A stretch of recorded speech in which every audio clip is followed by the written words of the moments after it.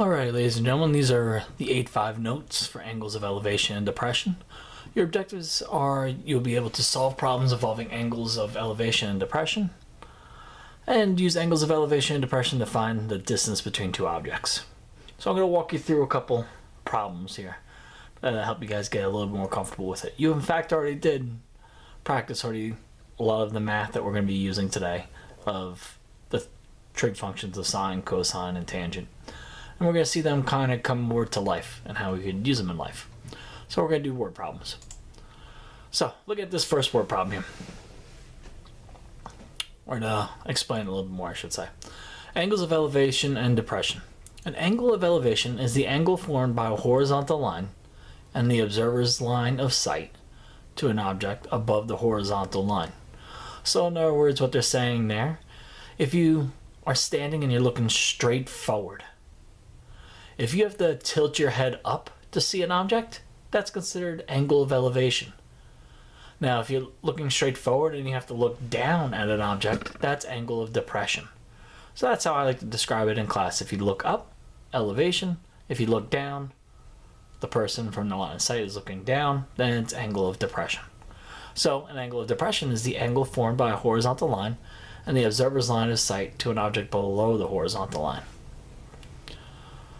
As we see here, this dude is standing on the field. His line of sight is right here. So if he wants to see his little buddy or the camera stand up here, he has to look up. From him going from looking straight forward to looking up, that angle that he creates, the distance between those two, that's the angle of elevation. The line of sight is the distance from the eyes to the object that the person's looking to. And then the angle of depression, we're going to have to pretend that there's a person up here in this little press box. If that person in the press box was looking straight forward, that's this line of sight. If that person looks down from the press box, person looking down onto the field, watching the players on the field, when they look down, that angle from looking straight forward to looking down, that's the angle of depression. So that's what they mean by angle of elevation and depression.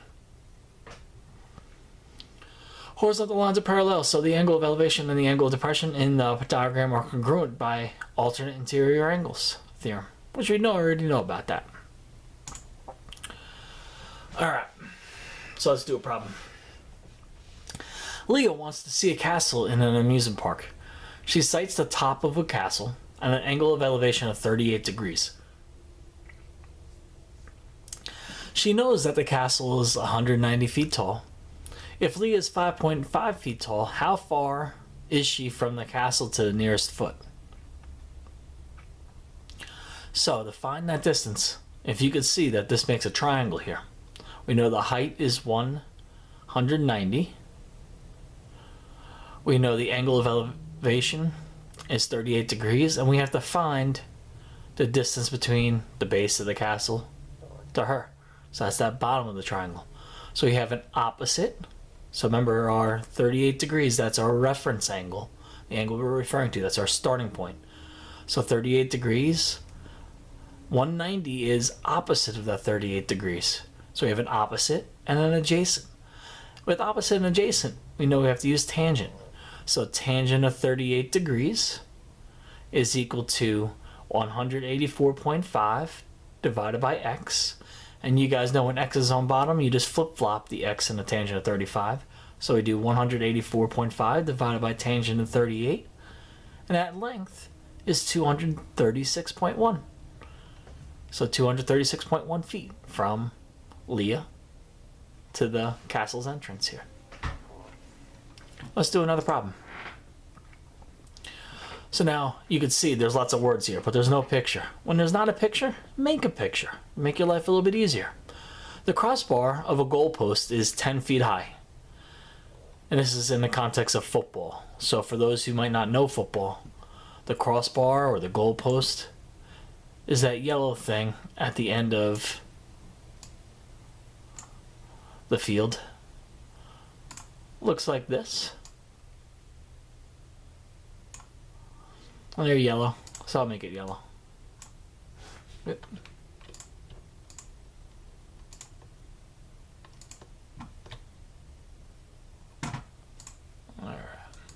So you got a yellow goalpost. Our goal is to kick that football through the goalpost. In the game, that is. So the crossbar of a goalpost is 10 feet high. That means the height from here to there is 10 feet. From here to here is 10 feet tall.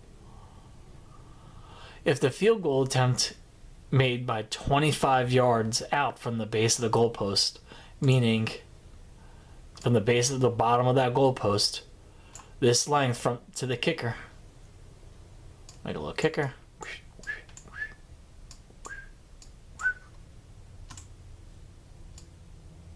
that's my little kicker. So the length from the bottom of the goalpost to the kicker, where the football is being kicked from, is 25 yards.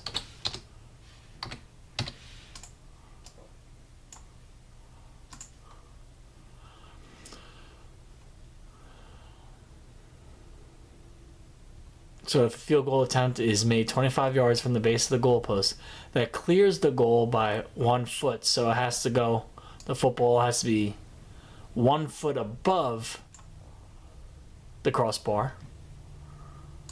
So here's the trajectory of our kick. It kicks it right there. It has to be 1 foot above it because the size of a football is about 1 foot. So it's also an additional 1 foot in height.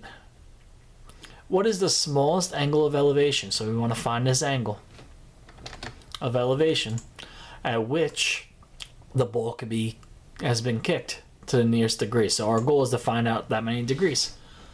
And we know if we want to find the degrees and the angle of the right triangle, we use the inverse trig functions, meaning sine to -1, tangent to -1, and cosine to -1. So make sure that this football gets high enough. We know the opposite is 11 feet because 10 plus 1 is 11. Has to be 11 foot. And the adjacent is 25. So what we do tangent to the -1 of 11 divided by 25. Opposite over adjacent, that is. So tangent to -1 of that. So we type it into the calculator, which I'll type it in right now, with my mode being in degrees. So you want to check that your mode's in degrees. Tangent to -1 of 11 divided by 25. That means he cooked that football at an angle of 23.749 degrees, and if we're round to the nearest degree, he had to kick that football at 24 degrees. So equals 24 degrees. I rounded it up. That's 23.749 ... 24 degrees. Let's do another word problem. We got a helicopter. An emergency helicopter saving people from trips in the water there. The Coast Guard. A search and rescue team is airlifting people from the scene of a boating accident when they observe another person in need of help. If the angle of depression is to the other person is 42 degrees, so from the guy in the sky in the chopper, the angle of depression is 42 degrees. That means that when looking straight forward, when he looks down, it's 42 degrees down, looking down. We know the helicopter is 18 feet in the air.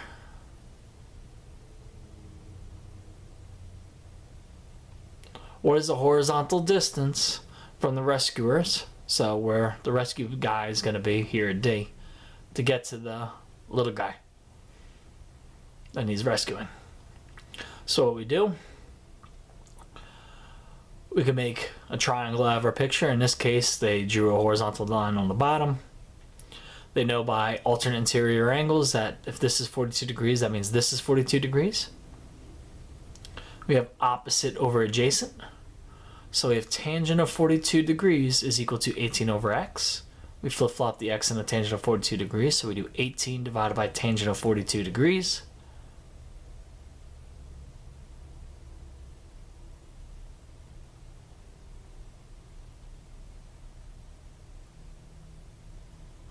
which you're going to get around 20.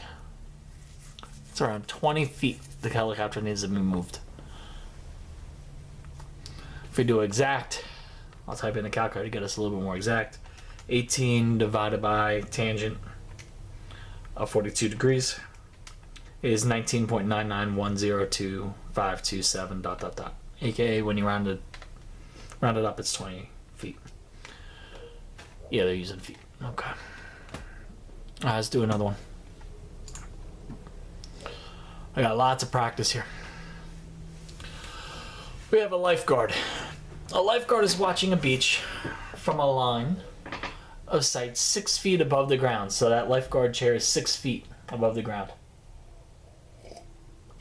She sees a swimmer at an angle of depression of 8 degrees. So she's looking down, so it's angle of depression. From her line of sight, she looks down at the people in the water at an 8-degree angle. How far away is the tower? From a tower is the swimmer. So tower means the lifeguard tower, the lifeguard stand. So we want to know how far away is this lifeguard from the person that needs some rescuing here.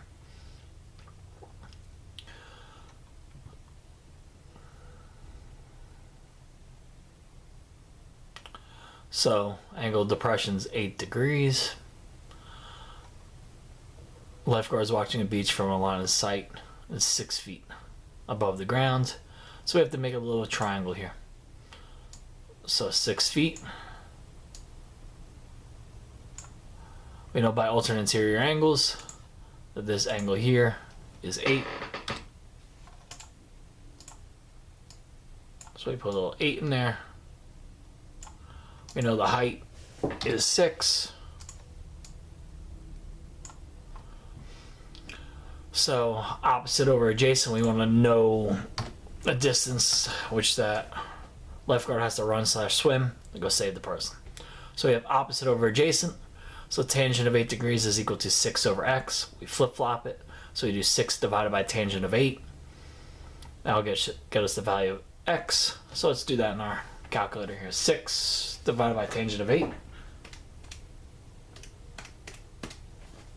And we're going to get 42.69221833, which when we round it up, it's 43 degrees. Or sorry, 43 feet. So the swimmer has to run / swim 43 feet. So x equals 43 feet. Let's do another one, because this is all about practice. The more and more problems that you do, the more and more comfortable you get. And the better you get on the quizzes and tests. So, angles of elevation or depression. 2 different objects can be used to estimate the distance between those objects. Similarity, the angles from 2 different positions of observation to the same object could be used to estimate the object's height. So we're about to get a little bit more fancy. So, we have 2 angles of elevation or depression. In other words, it's really just 2 problems in one. To estimate the height of the tree she wants removed, Miss Long sights the tree top at a 70-degree angle of elevation. She then steps back 10 meters, and sights the top of the tree with 26-degree angle of elevation, that is. If Miss Long's line of sight is 1.7 meters above the ground, how tall is the tree to the nearest meter? So you could see we have 2 little triangles being made, 2 right triangles, one's 70 degrees and one's 26 degrees. Now we don't know exactly how many meters y is. We want to know what the height of the tree is. We got a lot going on here, so let's break it down here. Since her initial distance from the tree is not given, write and solve the system of equations using both triangles. So in here, we're not going to actually really just get numbers. We're going to have to use this unknown variable in our answer, which makes things a little bit tougher. Does I work here? Yeah. So if we want to find out what the value of y is, because that's some key information. We know opposite and adjacent is tangent, so this is tangent of 70 degrees. Y is equal to x divided by tangent of 70 degrees. So that's the value of y.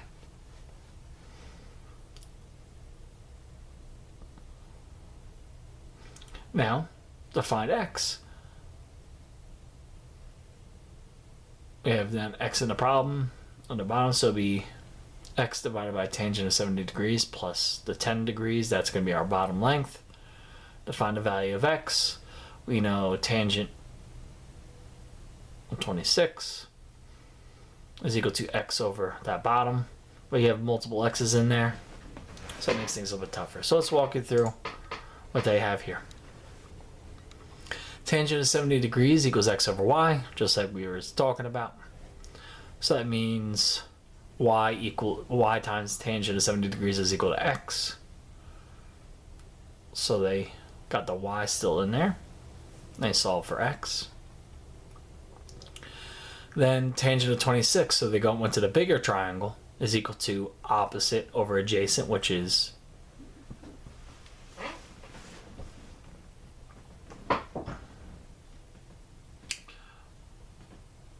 x over y plus 10, which is the focus on the bigger triangle. You multiply by y plus 10 to both sides. That also equals x. And since you have two things that are equal to x, you set them equal to each other. So y times tangent of 70 degrees is equal to y plus 10 times tangent of 26.